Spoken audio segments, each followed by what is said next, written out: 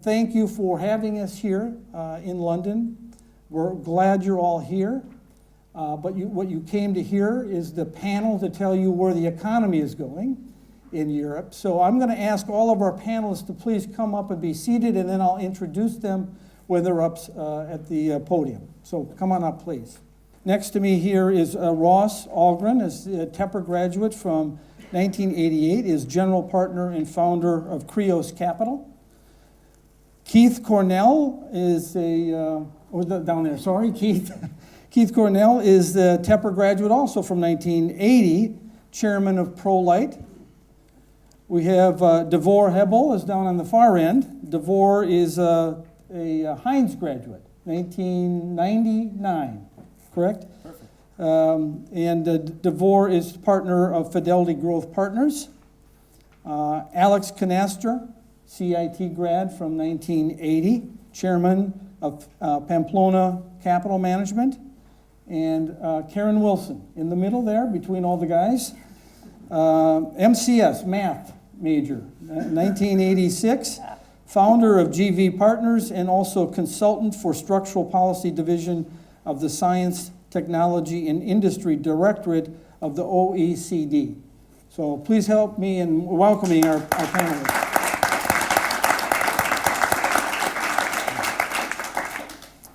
So I'm going to start a question off with Ross.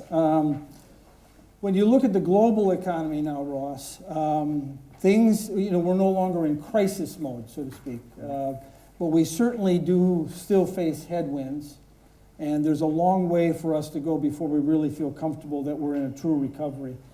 Now, from your perspective and your point of view, what's the current economic situation as you see it here in Europe?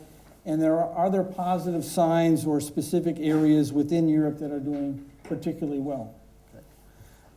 First of all, I'm not an economist or an academic. I moved to Europe about 20 years ago, so it's probably an interesting perspective being an American listening every time you go back home to how Europe is dead, the Euro's falling apart, France is an outdoor museum, etc. And I think you have to... Being a venture capitalist, you're by nature naively optimistic. So you kind of have to take the broad brush and look a little bit under the hood.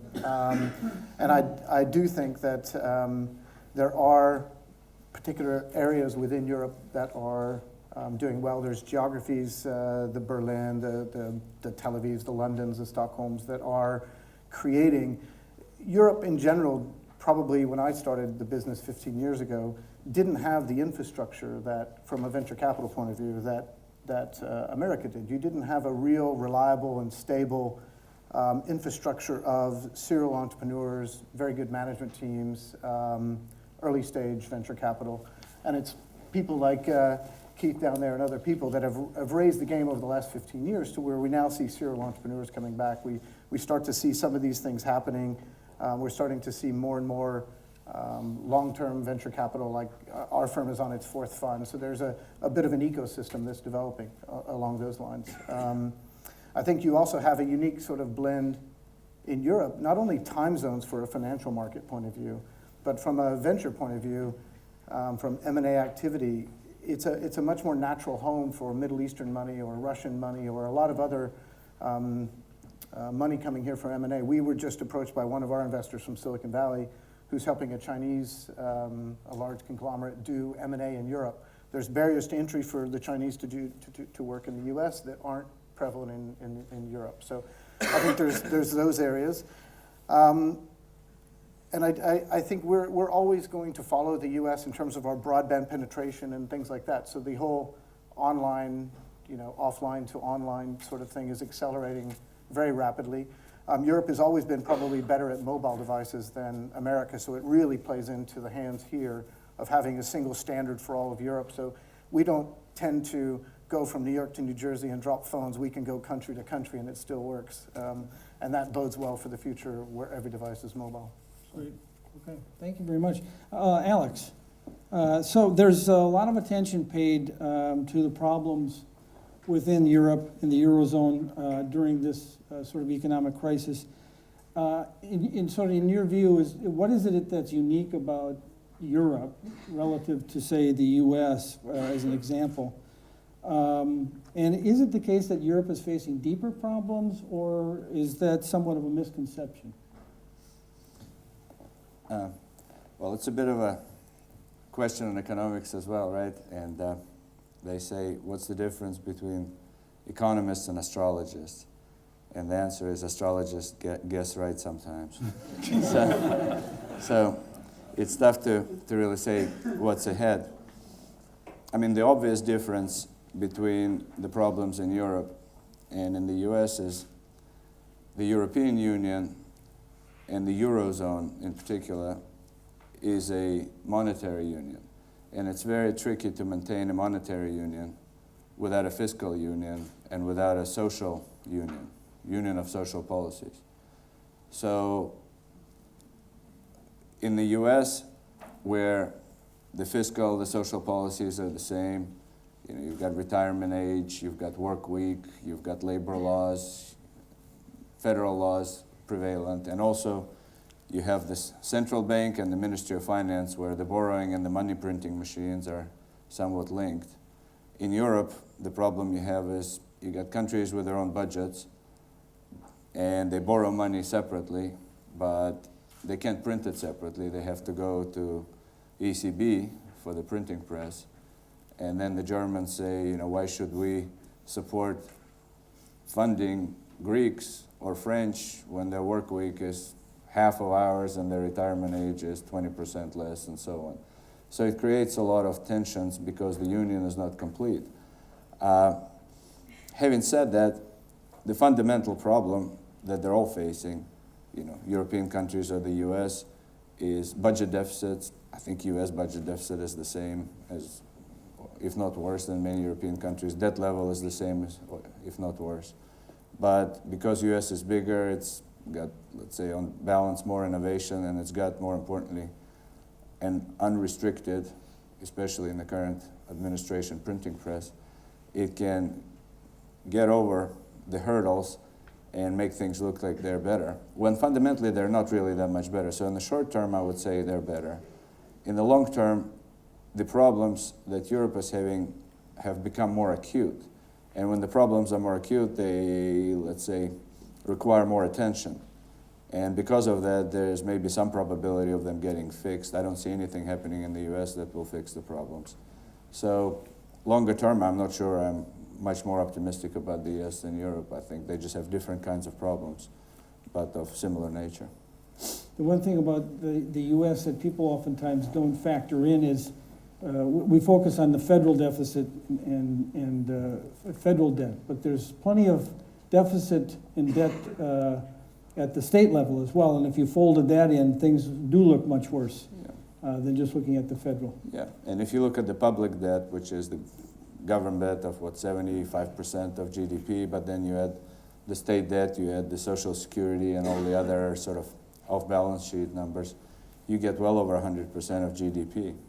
And the budget deficit is running, what, 8% of GDP. So fundamental problems are still there. And there's no real movement to cut the entitlements. Well, in Europe, in many places, there is already because of the crisis. Yeah. Okay. Thank you. Karen, so the Carnegie Mellon likes to sort of tout itself as being a place for innovation and entrepreneurship and technology innovation in particular. So, and small business and startup companies in general do provide significant growth in the US. If you look at Europe, to what extent do startups and entrepreneurship factor into the growth story for Europe? Well, I mean, entrepreneurship has never been more important in Europe than it is today.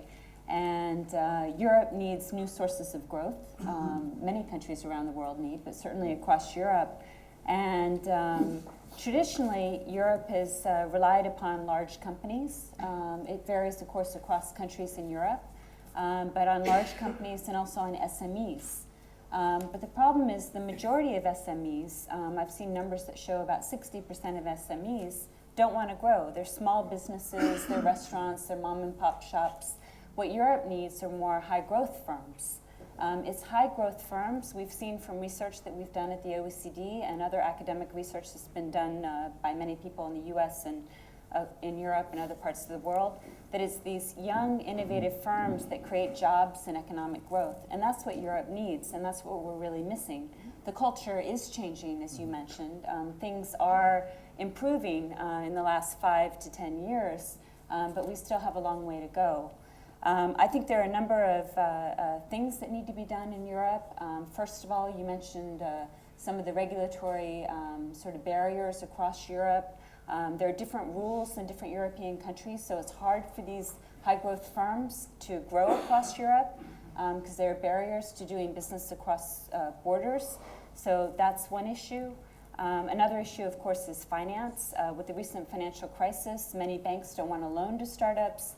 Many venture capital firms, at least here in Europe, have been reluctant to invest at the seed and early stage. They're out at the later stage. There's been a gap in the seed and early stage financing. Angel investors are starting to step up to the plate. We've done some work on that at the OECD. They're playing a very important role here in Europe and many other countries around the world, but there's still a gap.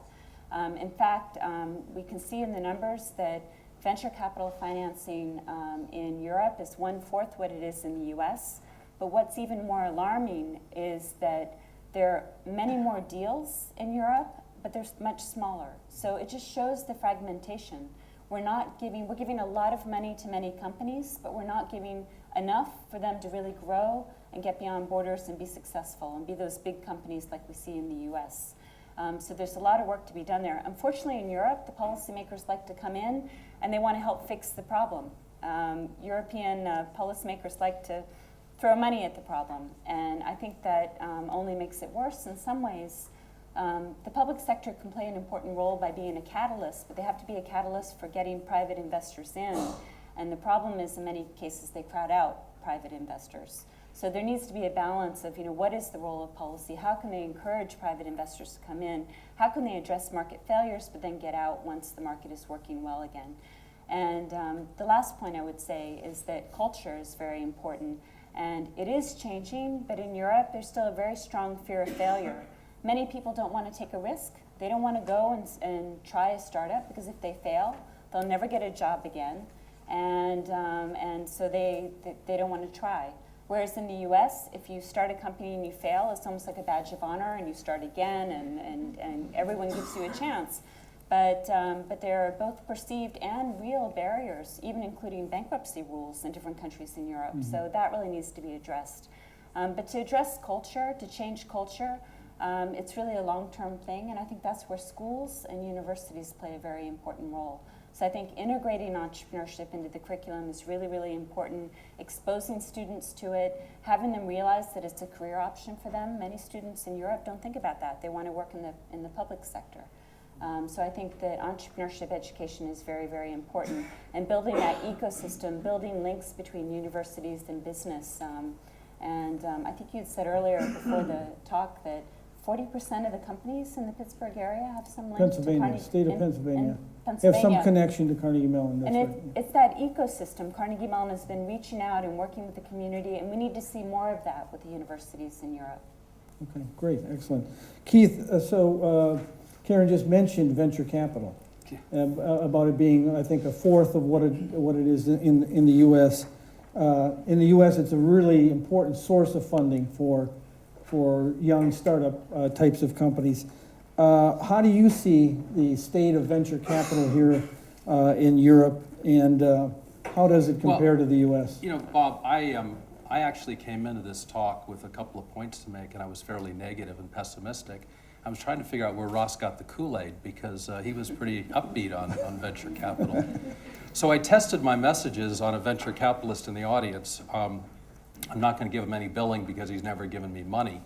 But he said, well, Keith, there's huge structural problems. And all those structural problems have been covered. The first one is, if you look at the same population of the US and Europe, it's not a common market. So all the ventures that I work in have global businesses. They don't want to be local. The second thing, which Karen mentioned a little bit, is all about serial entrepreneurs. We don't have garage startups that have had garage startups. We don't have entrepreneurs that go home and teach their kids to be entrepreneurs, and I want to be an entrepreneur when I grow up. We have a failure mentality as well. So we don't have this serial nature of it's in the blood. The third thing is if you ask an entrepreneur in the UK, what do they want to do? They want to get their exit, and then they want to move to the south of France and retire. And so you're looking at this scenario where I just did an exit in Sweden. The options, the Black-Scholes model had to be paid for by the employees when they got granted the options. So they had to put after-tax money in to buy an option. We did a down round. Those options are now worthless. So they put in their after-tax money, and they're no longer owners. We finally do an exit, and if you actually look at how much they got out of the exit, it was about 20% of what the actual funding to that exit to their pocket. It was awful. So we have structural problems. Now, why am I pessimistic about venture capital in Europe? First off, what's happened is it's been a feast and famine. All the institutions jumped in the late 90s. All of those funds were invested from 99 to 2002. They didn't do very well. Then we got into 2005. We had another bit of a boom. Everybody started jumping in again. Guess what? We had 2008. So what's happened is we've had lousy returns in venture capital, number one. What's also happened because of that, the timing and what's gone on, is a venture capital fund usually raises for a 7-year life, and it takes them a couple years to invest. What's happened is exits used to take, as in liquidity events, used to take somewhere in the 3-year kind of number, 2+ to 3. In Europe, in the 2000s, that's gone now to almost 8. So you have exits taking, much, much longer. If you look at deal flow, our deal flow is in fact a quarter to the US. There were about $6.1 billion worth of deals done last year. It was just over 1,000. That across Europe. That is the lowest number since 2000 in terms of actual deals being done. And then the final reason why I'm pessimistic is because of the bad returns, because of the less deals, what's occurred is there's less seed money. And because there's less seed money, you get less entrepreneurs, less startups. And so what's happened is there's been this shift of the money to more what I'll call emerging growth, or kind of B round and C round. When there's a little bit less risk, you can see the horizon a little bit better. And so the venture capitalists are a bit scared. So I'm a user of venture capital, but I'm pretty pessimistic on the state of Europe right now in venture capital. Let me follow up just briefly on that. Sure. So do you see money, venture capital money coming from the US to Europe? Yes, absolutely. In fact, I was on Sand Hill 2 weeks ago with my tin cup looking for money. So, but the US has had its own problems. The US in 2007 raised $40 billion into VC funds. Last year it was $20 billion. Gone from 40 to 20 in 5 years. We're at about $6 billion in Europe, plus or minus. So the US has its own problems, but the US is getting a lot smarter on focusing those funds, and they will talk to a European company.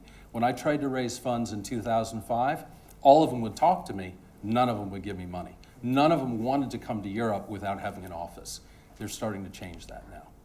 Okay, good. Davor, so as you see Europe, do you see any particular areas of where there's likely to be some significant growth, and maybe if you could focus possibly on the technology area, what role does that play in the growth story for Europe? Well, first I would say we should definitely catch up after the panel.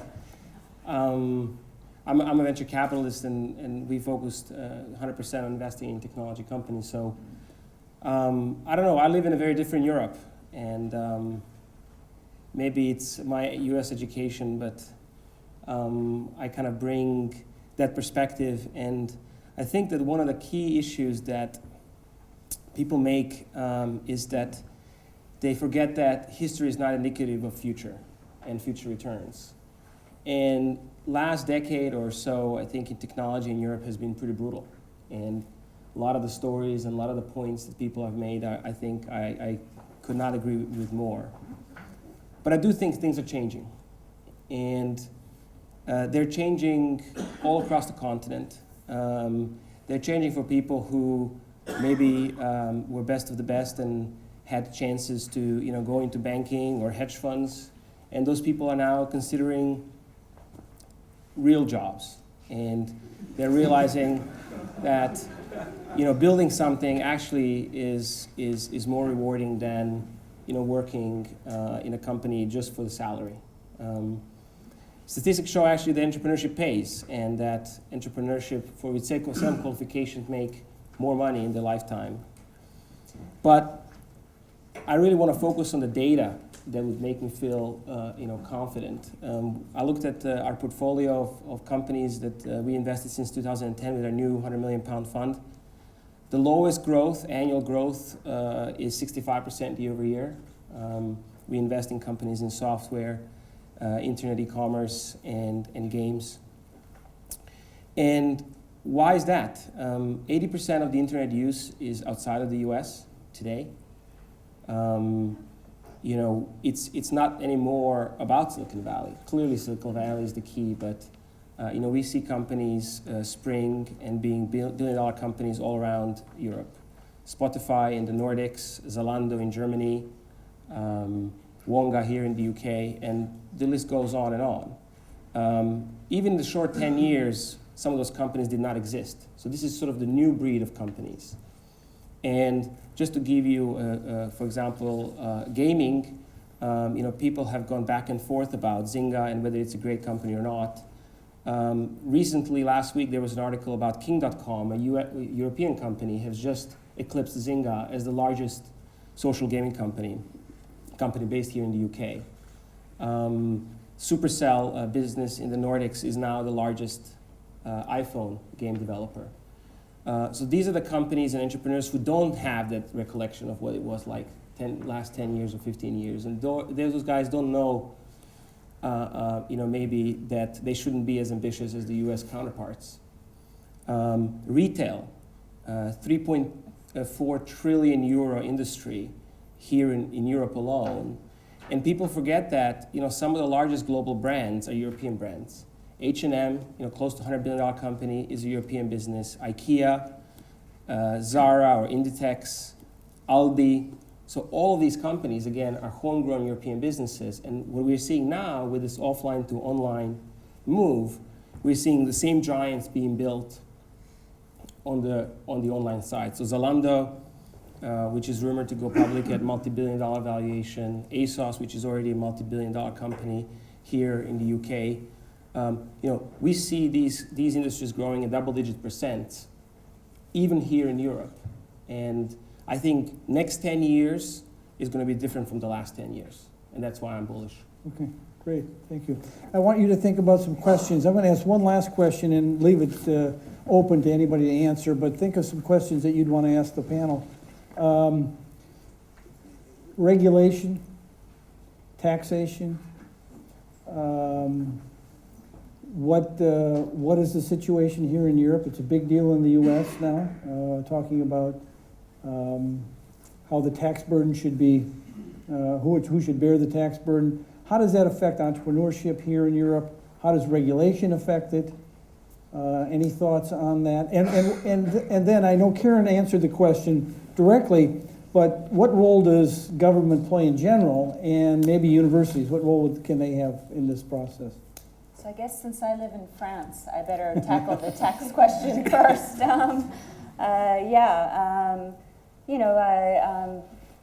There needs to be an incentive for people to go and take a risk, to start a company and to try to build a successful company. And if you put in place taxes of 75% on people who are successful, or if you increase, as France tried to do, but they got, there was too much pushback, capital gains taxes from 36%, one of the highest, I think, in any European country. They wanted to increase it to 60%. What kind of incentive? Why would anyone start a company? Why go? It's not that entrepreneurs are not necessarily starting companies for the money. They're doing it for many, many reasons. But obviously there needs to be some reward for taking the risk and putting in all the hard work. And so, I think that in particular France, they talk about growth, but if you want to have growth, you can't penalize people for succeeding in growing firms and growing the economy. High taxes, definitely bad, especially for those who are not in real industries. But you know, I look at the Nordics, right, and they have very high tax rates, but they have a lot of innovation and a lot of startups. So I'm not sure there's a direct correlation. I think in France, maybe, they all want to move to south of France. so I don't know, that's maybe a cultural issue, yeah. It's a cultural issue, but in the Nordics, the tax rates are outrageous, and there's a lot of innovation coming out of there. There's a lot of people applauding in London right now, and in the UK. So a lot of entrepreneurs moving to the UK. Yeah.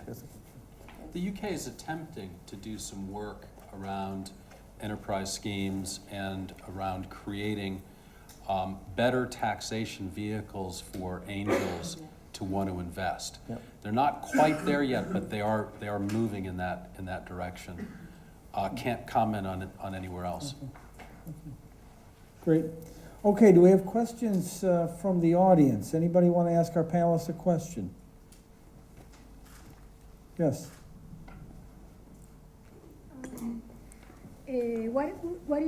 How do you think the UK and the rest of Europe will be impacted if the UK were to leave the European Union, based on David Cameron's announcement?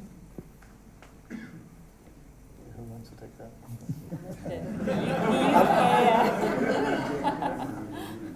Well, I'll take a very quick cut at it, only because I was in Scotland this weekend and I keep wondering about the devolution of Scotland. You know, the UK, I think, is the third largest provider of funds into the EU. And I think separating from the EU and not having those funds go into the EU, I think will create some amount of issues, because we're a net giver of funds rather than a net user. I'm sort of baffled by it, because if you went back a year ago, we'd be talking about, are the pigs going to fall apart, and what's going to happen to that whole scenario. And now we're thinking about, is the UK going to leave? It's funny to be sitting on this island for 20 years and talk about the UK exiting the EU. I think it's bluster, but again, I'm not in the flow. I just think it's positioning to try to get the Tories to move to a different stage. But that's a personal feeling. Other questions back, way in the back? I'm going to make it difficult for you to get the microphone over there. Something near and dear to my heart, having just moved from the United States to Europe, how do you and being a job seeker, how do you look at Europe in terms of the jobless recovery? Do you think it's the same as in the US, or is it a little bit different in dynamics? I live in Spain, and under 25s, I don't know how old you are, under 25s, I think the unemployment rate's over 55%. So it's insane. Yeah. Over 25. Over 20. No, he's over 25, I think it's 25%. So in Germany, it's probably low single digits. So it's like the difference between Alabama, New York, California. There's a big diversity. You know, it's very different regionally and by country. But definitely, I would say the problems in Europe are much more acute than in the US. The banks here, for example, are way behind the US banks in recovery and in willingness to lend, and how they approach their bad debts and dealing with it and so on. So I think in the US you have a number of areas. For example, one area where regulation plays an important role is innovation in energy, the shale gas, shale oil. In the US, it's just a huge booming market, creating thousands, probably hundreds of thousands of jobs. In Europe, all the regulations and all the different bureaucrats looking at it, analyzing it, looking at popular support, it's not moving anywhere, even though their reserves are here just as well. So I think Europe will be much slower to recover, and therefore much slower in job creation. I've got one comment for you as a job seeker, since I'm an unemployed CEO right now. Karen brought it up in terms of failures. Talk about your successes, talk about what you've done, talk about actual change, and get out there. If you're aggressive, you can find jobs, there's no question. But don't talk about failures, because it's just not something that's culturally positive in terms of getting a job. And I've taken a few businesses to bankruptcy, so I try to avoid those. Ross, I forgot to tell you about those. I I'll just say, you know, what's really puzzling for me is that, as Ross said, you know, you have countries with very low unemployment, and then you have countries with very high unemployment. In the U.S., maybe it's also because of the single language, people migrate. And here we actually have some companies we looked at in Spain, and despite the fact that they're trying to hire like crazy, you know, there is still a huge number of unemployed people, and yet they cannot hire the right people. So even within a single country, not just maybe the Spaniards don't speak German, so you know they don't want to move to Frankfurt. It's somehow, I think, this cultural piece which we need to work on, because we need to sort of almost re-educate people about that. You know, the world is changing in terms of you can't just be sitting and expecting a job to be available to you. You need to retrain. You need to sort of potentially change cities. You need to potentially learn a new language. And given the fact that we have an aging population, it's kind of at least the young people need to sort of get on with it, so to speak, and learn that we live in a global world. And you know, it might be the company in the Nordics that is recruiting, and Spaniards should just apply just like anyone else. Karen, did you have something? I was going to say something about labor mobility, so it's a similar issue. Yeah.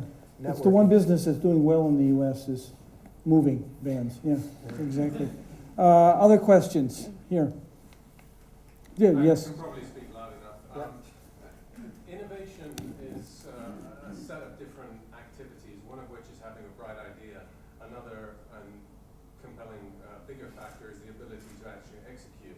You hear a lot about patent trolls and IP protection, and I find it odd that in the US you can patent a business process, which is not actually necessarily something tangible. It's a method of doing things, and that's not possible in Europe.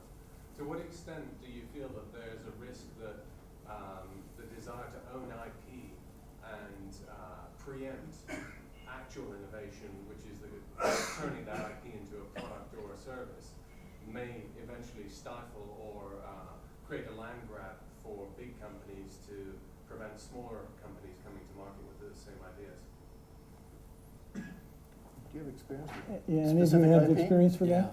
In the tech side, it's easy. I have a little bit of experience here because I've just joined a company, poLight, which has quite an extensive patent portfolio.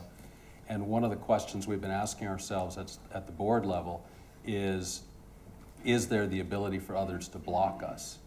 And my last company, which was in Wi-Fi chips, has actually had a number of blocking patent suits from some court in East Texas that loves to do this stuff. Been very difficult. So as an entrepreneur, we think about how do we get European patents. We actually budget them. We had a discussion today at the board, we had 3 scenarios. Do we go for 1 patent, 2 patents, or 4 patents this year? And we literally costed out what it would do and why we would do it. So we're trying to build companies that have protection around them, and we're hoping that we don't get into the scenarios that you're talking about of the trolling, because you hope your idea is good enough, fast enough, and you get it to the market and get it in there. Not a great answer to your question, but it's certain we talk about it at the board level all the time. But on the technology side, it's pretty important, and we have had companies that have won against the giants in the U.S. that have infringed, especially in mobile things that the Europeans did very well very quickly. But the process side, it's mainly execution. The ideas, NDAs, a lot of that stuff in most e-commerce business, it's just who executes better. Okay, good, thank you. Good question. Others? Yes.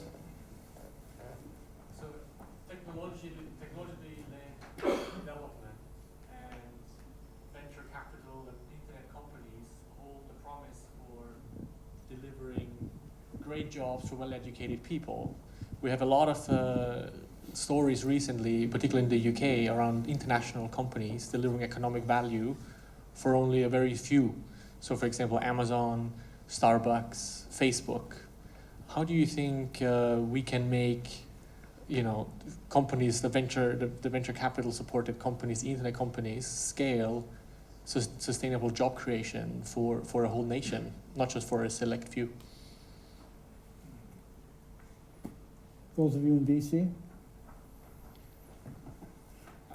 I mean, I would love to just understand, what does it mean select few? In addition to, some of these companies employing tens of thousands of people, I think the question of the ecosystem is, one that I always, believe that the first time or as soon as we see $10 billion companies in our ecosystem, we will see huge amount of kind of positive externality in the whole community. People who were on management teams of these companies will go on and set up new companies, hire people. But I think that if the point is that there are kind of haves and have-nots in the knowledge economy, I think that is probably, I would definitely agree with that, which is that the world is catering towards, we were talking about the importance of innovation and how much even the CMU is continuing to focus on it. I think it's critical for every single person to really be focused on developing a unique set of knowledge skills. I wouldn't say that it's not a democratic good, so to speak, that entrepreneurs create. Yeah, so I think the solution is education. There was a really nice sketchbook that was done by the Kauffman Foundation last year about this point, about the impact that these high growth firms have, whether they're venture capital backed or angel backed or family and friends backed, but in terms of all the spillover effects that they have and the jobs that they're creating and the economic growth and the opportunity they're giving to many people, not just to employees, but also to consumers who then have these products that they can use and then are learning. So, there are many, it's highly recommended. They now have done many of them, but it was the first one they did and it was really, really good. But, we don't always see all of these spillover effects that these high growth firms have, but they impact a lot of people in many positive ways. So it's not just a select few that are benefiting. Hello. So I work for eBay, and we saw there are two big opportunities. One is social, and another is mobile devices. And I just arrived London yesterday and saw a lot of people using their mobile devices during walking. So I just think that, do you think in Europe there's opportunity, because we are talking about innovation and entrepreneurship, so I just wonder, do you see any opportunities for these two specific regions? One is social, one is mobile device. Thanks.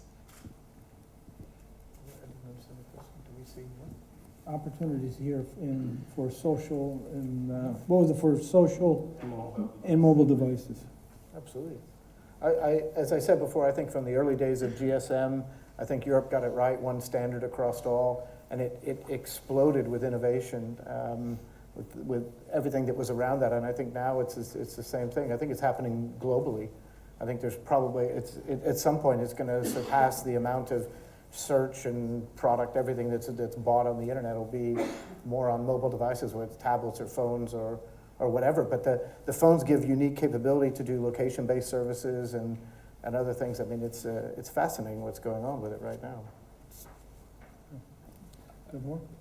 For me, just one thing that really gets me excited is these technologies are complete equalizers. If you look at the number of applications that are submitted for the App Store, or how easy it is to write an application for Facebook, it doesn't really matter who you are or where you sit. It is absolutely democratic in the sense that you can submit your application to an App Store or to Apple. Well, almost democratic, you would argue. With Apple being the dictator in some ways. But still, you can submit an application, and if people want to use it around the world, you will get the uptake. And we're actually seeing now Chinese companies like Tencent releasing chat applications in the broader world because they want to be global. And they don't have to set up offices. They don't have to hire people on the ground. They can literally release an application from Shanghai and be global overnight. So I think this is sort of one of those opportunities where people can stop talking about, well, I come from Croatia, which is where I come from, and it's impossible. Actually, there are people from Croatia who have made great companies using these technologies in the last 5 years. Okay, thank you. And the last question in the back. Okay, I'm the other investor. last question, so I'll make it rather broad. So I'm a scientist. So for me, innovation, is synonymous with science, and the other way around. Being a scientist and also being an American who has worked for both an American national lab, but also for 2 European ones in Germany and in CERN being global, based in Switzerland. The trend that I see is that in the U.S., there is some budgetary issues and so on, and most of it is rather public funding, funding coming from governments and so on, for science and for innovation in science. Now, it seems that there's not much of a private component when it comes to some of these scientific endeavors, and it seems to be more of a one-way street, meaning, some of these ideas or technologies developed in the lab then somehow can come back in the industry, but not the other way around, especially, the way these labs are run, these are huge. They're like corporations. This is 10,000 plus, lots of PhD scientists and so on. But they're not, the managers in these labs, corporations, whatever you can call them, don't really have as much management experience. They're scientists themselves who may have some talents in management, but not all of them do that. And it doesn't seem that you don't meet as many MBAs or people who have been trained in management in these fields. So do you think it's because maybe they're not interested in it, or maybe they just don't have exposure or credentials to do so? So it's probably more than one question. And I see there's a fellow MCS grad in the panel, so this is not just for her, but for everyone else. So these are my questions. Let me try to take a stab at that myself. Carnegie Mellon is unique in the sense that our MBAs, which they're learning the business skills to allow many of these new technologies and innovations to be taken commercialized. Many of them have science and engineering backgrounds already when they come into the MBA program, and they're very well aware of what's happening and what it takes to be an innovator, a scientist, an engineer. So I may see things a little bit differently than other MBA programs would see them, but our students interact in programs with faculty and students from all over campus. And they do so in an interdisciplinary way. So on the CMU campus, I see that interaction taking place where MBAs are working with engineers, are working with designers, are working with computer scientists all over campus. And it happens naturally on Carnegie Mellon's campus. I can't speak to any other university because I've never been on any other university campus other than the one I graduated from. But what happens on Carnegie Mellon's campus is just very unique in that sense. So I don't know if that helps answer your question at all. But I think our MBAs are well positioned to interact with scientists and engineers on innovative products. Unfortunately, in Europe, that's not the case. In the US, some schools and Carnegie Mellon and other leading schools have really integrated entrepreneurship across the curriculum, which is great and really important. But in Europe, there's still a big segmentation between the engineering schools and the design schools and the business schools. It's starting to change. But it really does need to change because many of these entrepreneurs, these high-growth entrepreneurs, they come from science, engineering, medicine, design. They don't often come from the business schools. And so there needs to be this integration across where the business school students are taking classes with the others, and it's happening naturally at Carnegie Mellon. I think there's a culture there. But in Europe, there's not that culture. And so it's really important to change that. There is some movement. In fact, in Finland, 3 universities actually merged together, the Helsinki School of Economics, the Technical University, and the Design School, and they became one entrepreneurial university. The Technical University of Munich as well.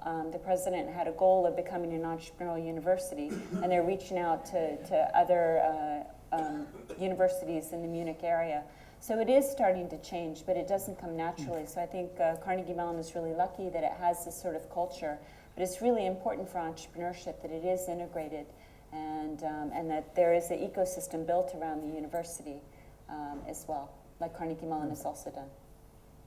Okay. All right, well, thank you very much. I want to thank Ross, and I want to thank Alex, Karen, Keith, and Davor. Thank you very much for participating this evening. Please join me in thanking them.